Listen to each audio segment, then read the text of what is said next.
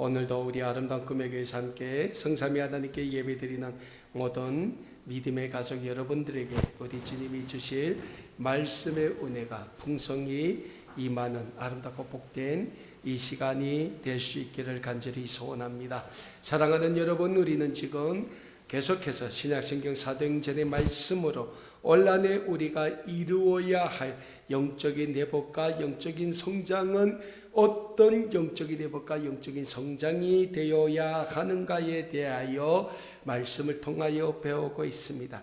그 11번째 시간으로 우리는 오늘 본문 말씀인 신약성경 사도행전 4장 23절에서 31절의 말씀으로 우리가 알아야 할 교회의 존재 목적에 대해서 말씀을 통하여 함께 배우는 시간을 가지기를 소원합니다.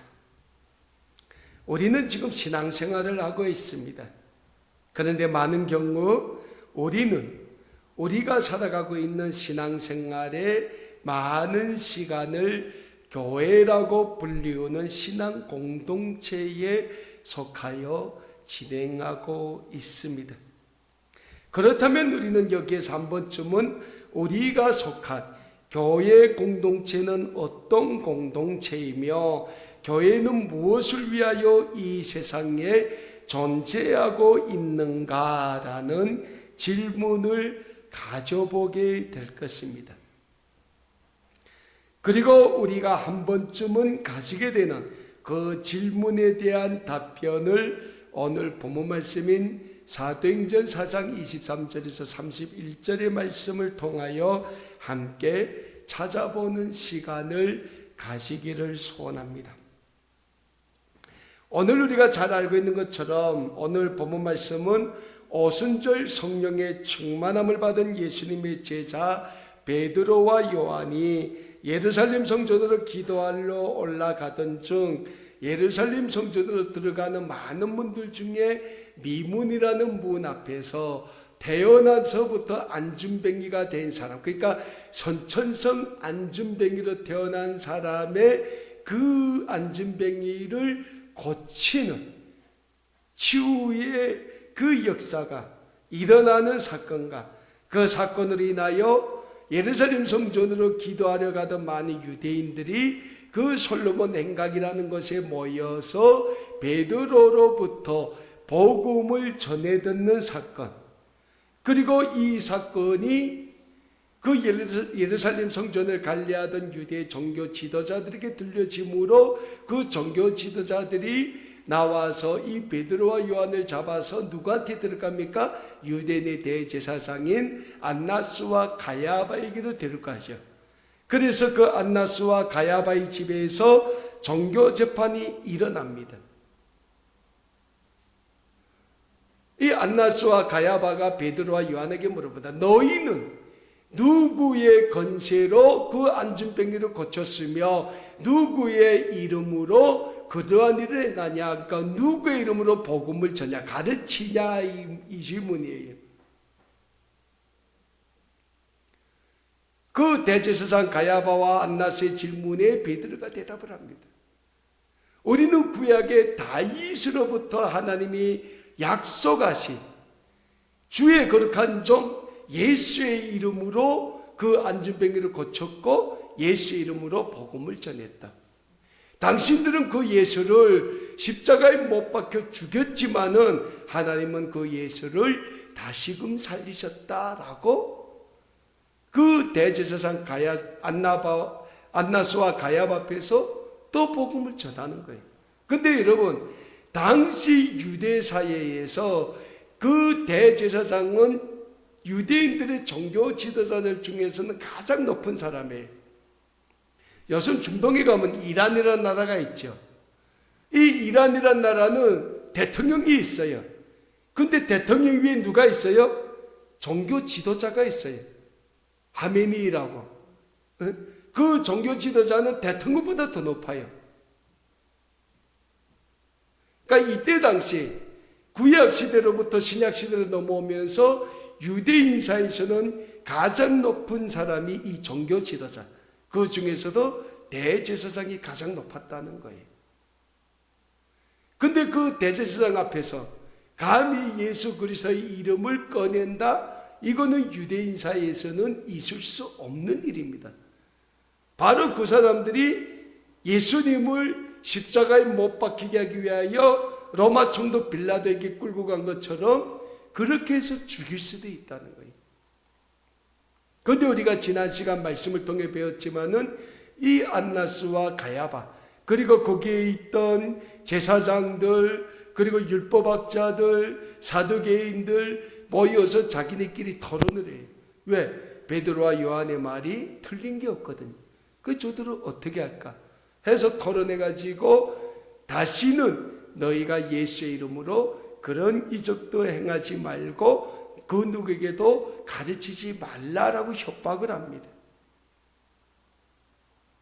이때 베드로가 그 유대인의 종교 지도자들을 향하여 뭐라고 담대히 외칩니까? 하나님의 말씀을 듣는 것이 당신들의 말을 듣는 것보다 더 옳은지 판단하라는 거예요. 그래서 결국은 이 유대 종교 지도자들이 베드로와 요한을 협박하고 풀어주게 됩니다. 그 다음 사건이 오늘 본문 말씀에 지금 기록되어 있는데, 이 베드로와 요한이 누굴 찾아갑니까?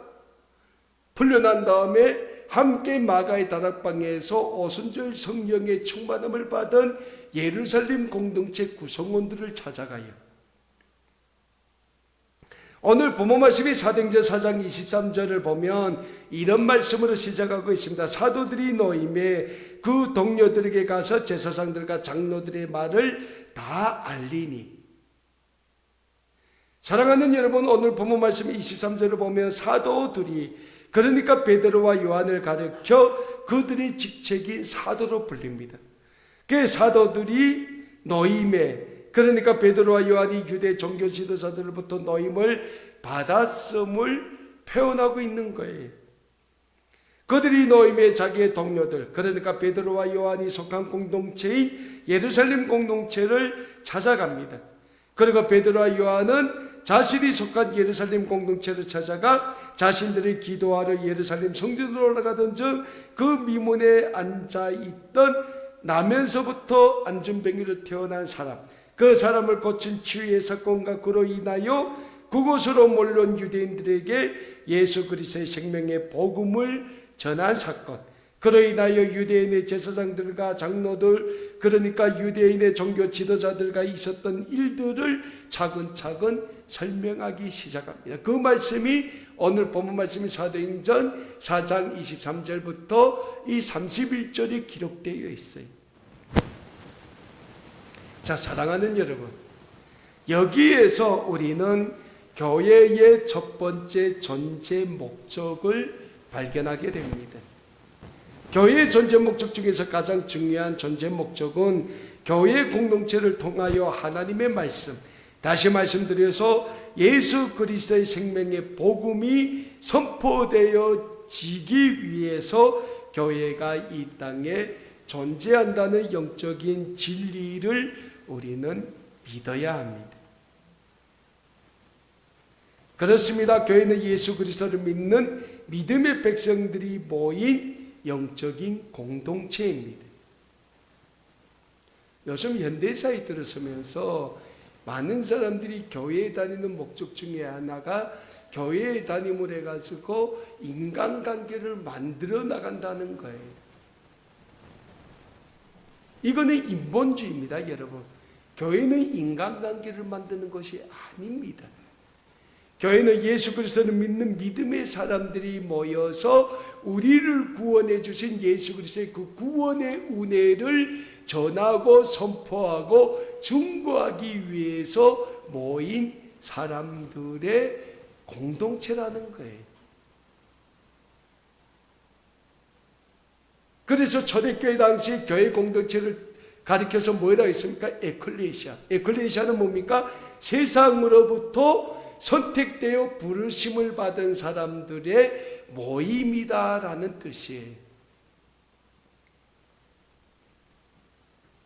자, 하나님이 우리를 불러주십니다. 근데 하나님이 우리를 어디에서 불러주셔요? 이 세상에서 불러주신다는 거예요. 근데 하나님이 이 세상에서 우리를 불러주시는데 누구를 통해서 불러주십니까? 예수 그리스도의 구속의 은혜를 통해서 우리를 불러주신다는 거예요. 그래서 그러한 예수 그리스도의 구속의 은혜 가운데 부르심을 받은 사람들의 모임을 가르쳐 교회 공동체다, 에클레시아다 라고 얘기를 하는 거예요. 그래서 예수 그리스도의 그 십자가 구속의 은혜를 받은 사람들이 교회에 모여서 하는 가장 중요한 일이 뭡니까? 우리를 구원해 주신 예수 그리스도의 그 구원의 은혜를 우리가 증거하고 전하는 거라는 거예요.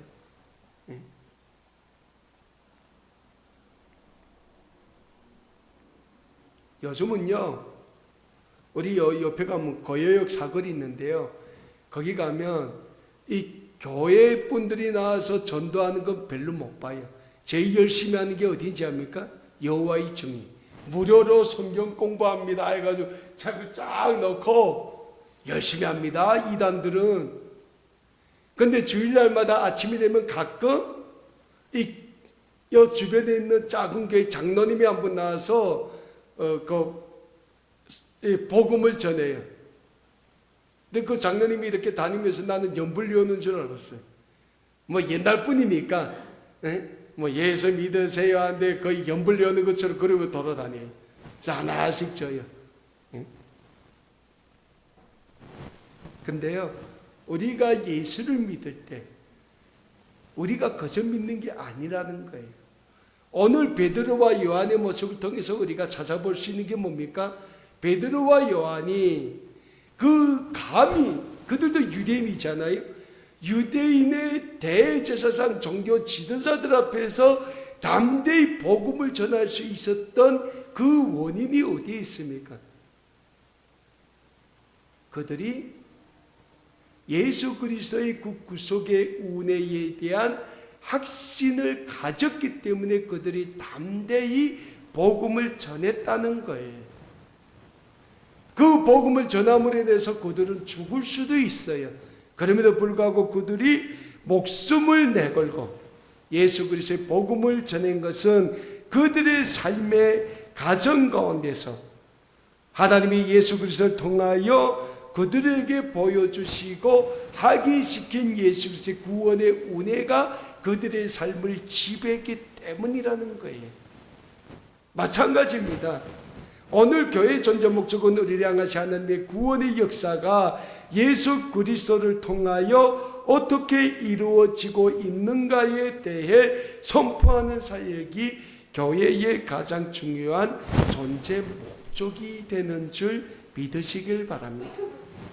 그래서 우리는 예수 그리스도의 복음을 선포하는 사역에 있어서는 조그만 망설임도 있어서는 안 되는 겁니다. 오늘 본문 말씀에 나오는 베드로와 요한처럼 아주 당당하게 그러나 아주 확신 있게 복음을 우리는 선포해야 합니다.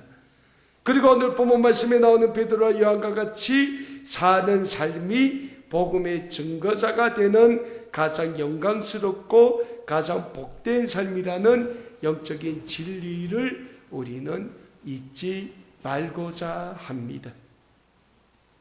신약성경 로마서 1장 16절과 17절을 보면 사도 바울이 우리에게 이런 고백의 말씀을 하고 있는 것을 찾아보게 됩니다. 내가 복음을 부끄러워하지 아니하노니 이 복음은 모든 믿는 자에게 구원을 주시는 하나님의 능력이 됨이라. 첫 번째는 유대인에게요 그리고 헬라인에게로다. 복음에는 하나님의 의가 나타나서 믿음으로 믿음에 이르게 하나니 기록된 바 오직 의인은 믿음으로 말미암아 살리라 함과 같으니라 라고 사도 바울은 우리에게 고백하고 있습니다. 로마서 1장 16절과 17절의 말씀을 보면 사도 바울은 우리에게 자기 자신은 복음을 부끄러워하지 않는데 그 이유는 이 복음은 예수 그리스도를 믿는 모든 믿는 자에게 주시는 하나님의 구원의 능력이 있다 라고 고백을 하고 있는 거예요. 그러면서 사도 바울은 의인은 이 복음을 믿는 믿음을 사는 사람들이다 라고 또한 고백하고 있습니다. 그러니까 사랑하는 여러분, 오늘 우리의 존재 목적, 아니 나아가 우리 아름다운 꿈에게 존재 목적도 마찬가지라는 겁니다. 우리 아름다운 꿈에게 존재 목적 중에서 가장 중요한 존재 목적은 하나님이 우리 민족에게 선물로 주실 복음을 하나 될 통일조국 실현에 쓰임받는 통일의 일꾼, 저 북녘 땅을 향한 복음의 일꾼들로 이 대한민국으로 보내주신 북한 이탈 주민들에게 복음을 전함으로 그들을 예수 그리스도를 믿는 믿음의 백성으로 만드는 데 있습니다. 그리고 하나님이 그 사역을 위하여 예수 그리스도를 믿는 믿음 안에서 우리를 먼저 하나님은 선택하시고 불러주셨다는 영적인 진리를 믿으시고 하나님이 우리 아름다운 꿈에게 주신 교회의 사명에 최선을 다하는 우리 아름다운 꿈에게 모든 믿음의 가족들 다 되실 수 있기를 간절히 소원합니다. 자, 계속해서 오늘 본문 말씀을 보면 베드로와 요한으로부터 그들로 인해 나타난 치유의 기적과 그로 인하여 선포되어진 복음의 선포, 그리고 유대인의 종교 지도자들도 반박하지 못한 예수 그리스도의 메시아 되심과 그로 인하여 나타난 기적의 역사를 듣고는 예루살렘 공동체 구성원들이 뭐랍니까? 하나님께 감사의 기도를 드렸다는 거예요. 그런데 이 예루살렘 공동체 구성원들이 하나님께 감사의 기도를 드릴 때 두 번째 성령의 역사가 이 예루살렘 공동체 구성원들에게 임하게 됩니다. 오늘 본문 말씀이 신약성경 사도행전 4장 31절에서는 우리에게 이런 말씀을 주고 있습니다. 빌기를 다했던 게 뭡니까? 기도하기를 마침에 모인 곳이 진동하더니 무리가 다 성령이 충만하여 담대히 하나님의 말씀을 전했다라고 오늘 본문 말씀인 사도행전 4장 31절에서는 우리에게 분명히 말씀하고 있습니다. 자, 여기에서 오늘 본문 말씀인 사도행전 4장 31절의 말씀을 보면 교회의 두 번째 존재 목적이 분명히 제시되어 있습니다. 사랑하는 여러분, 오늘 교회의 존재 목적은 성령이 역사하는 공동체로 존재해야 한다라는 영적인 진리를 우리는 믿어야 합니다. 그러면 왜 우리가 속한 이 교회의 공동체에 성령의 역사는 교회의 공동체로 존재해야 할까라는 질문을 우리는 던져보게 됩니다. 우리가 잘 알고 있는 것처럼 예수 그리스도께서 십자가에서 인류 구원을 위한 대속의 죽으심을 당하시고 다시 부활하시지 않습니까? 그리고 제자들에게 나타나시어 예수님께서 제자들에게 대지상명령, 너희는 예루살렘과 유대와 사마리아와 땅끝까지 이르러 내 증인이 되라는 대지상명령을 주십니다. 그런데 예수님께서 이 지상명령을 주시면서 한 가지 조건을 제시합니다. 그 조건이 뭡니까? 성령이 너희에게 임하시면, 그러니까 성령이 임할 때 너희가 예루살렘과 유대와 사마리아와 땅끝까지 이르러 내 복음의 증인이 될 수 있다라는 대지상명령을 주신다는 거예요. 그렇다면 예수님은 왜 성령이 너희에게 임하시면 이라는 영적인 조건을 제시를 하셨을까요? 그것은 첫 번째로 성령님은 우리를 지키시는 보혜사 성령님이시기 때문입니다. 성령님이 우리를 지키신다는 건 뭡니까? 성령님이 주님의 몸된 교회를 지켜주신다는 거예요. 왜? 주님의 몸된 교회 구성원들이 누굽니까? 다 예수님을 믿는 믿음의 백성들이 모이기 때문에 그 모인 공동체를 성령께서 지켜 보호해 주신다는 거예요. 신약성경 요한복음 14장 16절을 보면 예수님께서 우리에게 이런 말씀을 주시는 것을 찾아보게 됩니다. 내가 아버지께 구하겠으니 그가 또 다른 보혜사를 너희에게 주사 영원토록 너희와 함께 있게 하리니. 그러니까 예수님이 하나님께 간구하여 우리에게 보내주신 이 보혜사 성령은 이 땅에 주님의 몸된 교회가 존재하는 동안은 그 주님의 몸된 교회와 늘 함께 하시고 그 교회를 지켜주시고 그 교회 구성원들인 우리의 삶을 지켜주신다는 거예요. 그래서 오늘 이 땅에 교회가 존재하는 목적 중에 가장 중요한 목적은 성령이 역사하는 교회가 돼야 된다는 거예요.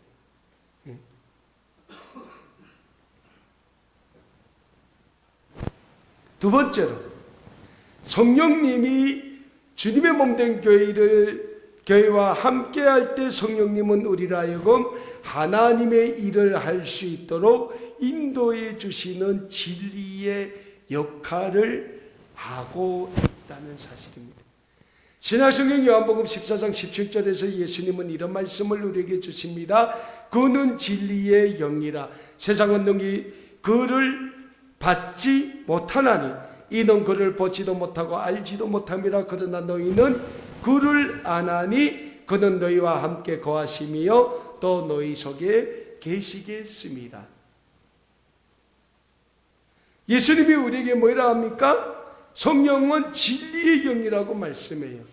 그런데 세상은 그 진리의 영을 알지 못한다는 거예요. 왜? 이 세상은 죄악으로 만연되어 있지 않습니까? 이 세상은 인본주의로 가득 차 있어요. 여러분, 이 세상에서 사는 사람들하고 우리 교회 구성원들하고 다른 점이 뭡니까? 이 세상 사람들은 자기 자신만을 위해 살아요. 자기 자신 좀 나가면 자기 가족 공동체, 그 외에는 없어요. 그걸 위해서 이 세상 사람들은 치열하게 삽니다. 그러나 우리 교회 공동체 구성원들은 누구를 위해 삽니까? 하나님의 구원의 영광을 위해서 산다는 거예요. 근데 우리가 하나님의 구원의 영광을 위해 사는데 그 살 수 있는 삶을 주장하시고 인도해 주시는 분이 누구십니까? 성령님이시라는 거예요. 그래서 그 성령님을 예수님은 진리의 영이라고 우리에게 소개하고 있으며 그 진리의 영이 우리와 함께 거하시며 우리 속에 계신다는 거예요. 다만 우리가 그 진리의 영을 받기를 우리가 간절히 구할 때 그 진리의 영은 우리와 함께 한다는 거예요.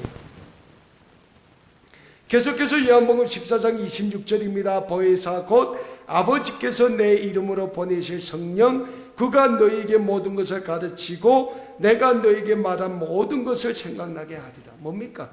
이 성령님이 진리의 영으로서 예수님이 우리에게 주신 대지상 명령, 너희는 유대와 사마리아와 예루살렘과 이 세상 끝까지 내 복음의 증인이 되어가신 예수님의 그 지상명령을 우리의 삶 가운데서 생각나게 하신다는 거예요. 그리고 우리가 그 예수님의 지상명령에 순종하기 위하여 최선을 다하는 복음의 증거자의 삶을 살 수 있도록 이 진리의 성령께서 우리의 삶을 인도해 주신다는 거예요. 그래서 사랑하는 여러분, 교회의 존재 목적은 교회 공동체 구성원들인 우리로 하여금 하나님의 일을 하기 위해 존재한다는 영적인 진리를 우리는 잊지 말아야 합니다. 그리고 그런 교회를 통하여 하나님의 일을 하도록 진리의 영으로 인도하시는 분이 성령 하나님이시라는 영적인 진리를 우리는 또한 믿고자 합니다. 그래서 교회에는 성령의 역사가 절대적으로 필요한 시대가 오늘 우리가 살고 있는 이 현대 사회임을 우리는 잊지 말고 늘 성령의 역사는 아름다운 꿈에게 공동체를 만들어가기에 힘쓰는 우리 모든 믿음의 가족들이 다 되실 수 있기를 간절히 소원합니다. 자, 그렇다면 성령의 역사는 교회 공동체가 되자면 우리는 어떻게 해야 할까? 아주 간단합니다. 사도행전에서 오순절 성령의 충만함을 받은 마가의 다락방 120여 명의 그리스도인들처럼 오늘 본문 말씀에 기록된 것처럼 하나님의 말씀을 놓고 우리가 기도할 때 성령의 역사가 나타난 것처럼 우리 모두가 성령의 충만함을 받기 위하여 기도하는 기도의 사람이 되면 된다는 사실입니다. 우리가 기도할 때 하나님은 예수 그리스도를 통하여 우리에게 약속하신 성령을 선물로 주시게 된다는 영적인 진리를 잊지 마시고 하나님 오늘도 우리에게 성령을 선물로 주시옵소서라고 간절히 기도하심으로 성령의 충만한 은혜를 받아 하나님이 맡겨주신 아름다운 꿈의 교회 공동체를 성령의 역사하는 성령의 공동체로 세워가게 힘쓰는 모든 믿음의 가족들 다 되실 수 있기를 간절히 소원합니다. 그럴 때 우리 아름다운 꿈의 교회를 통하여 하나님은 하나님의 구원의 역사를 이루어 가시게 된다는 겁니다. 여러분, 사도행전에 나온 이 그리스도인들이 처음부터 이렇게 요란한 사람들이 아니었어요. 그런 담대한 사람들이 아니었어요. 베드로는 어떤 사람이었습니까? 예수님이 대제사장의 집에서 종교재판 받을 때 3번이나 예수님을 부인했던 사람이에요.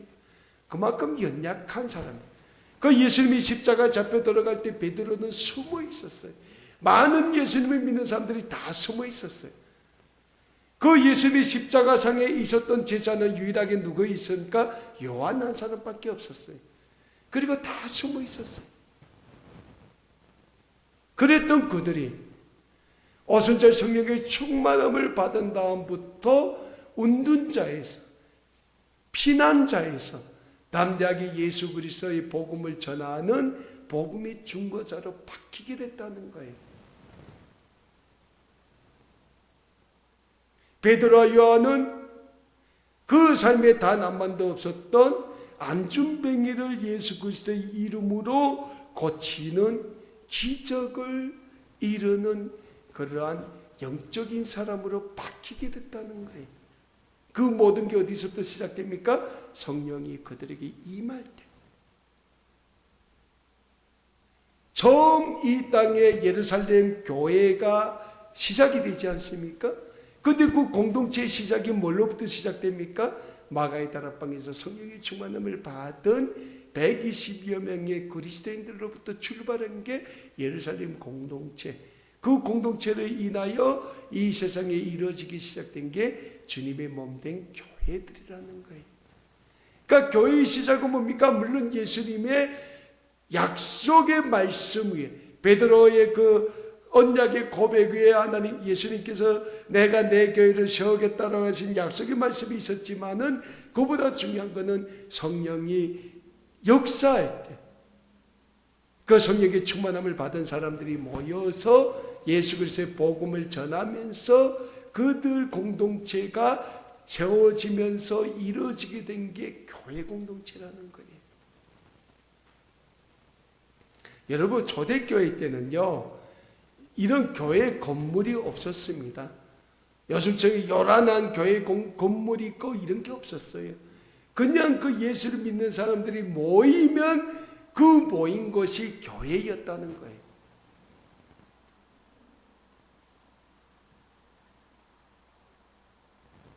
그리고 하나님은 오늘 이 시대에도 그런 교회 공동체를 원하고 계신다는 사실입니다. 그리고 그런 교회 공동체를 통하여 성령의 역사하는 예수 그리스도의 복음이 선포되는 그 교회 공동체를 통하여 하나님은 오늘도 하나님의 구원의 사역을 이루어 가신다는 거예요. 그 하나님의 아름다운 구원의 사역에 마음껏 쓰임받는 우리 아름다운 꿈에게 공동체가 될 수 있기를 간절히 소원합니다. 그러자면 우리가 먼저 우리도 기도해야 돼요. 하나님 성령을 우리에게 주십시오. 성령을 우리에게 주십시오. 왜? 인간이요, 인간의 생각으로 여러분 나가서 복음 전할 수 있을 것 같습니까? 안 전합니다. 왜? 싫거든요. 내가 전할 수 있을는지 없을는지 확신도 없고 찌릿찌릿하다 말아요. 근데 성령이 우리를 강력하게 역사하면 우리가 나가서 복음을 전한다 할지라도 그 복음을 전하도록 우리의 입술, 우리의 행동을 주장하시는 분이 누구십니까? 성령님이라는 거예요.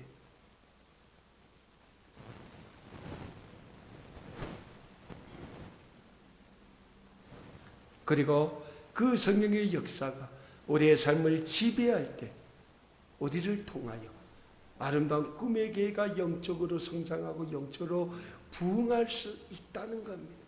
아이고 내만 그냥 주일날 교회 가면 되지. 천만의 말씀이에요. 응?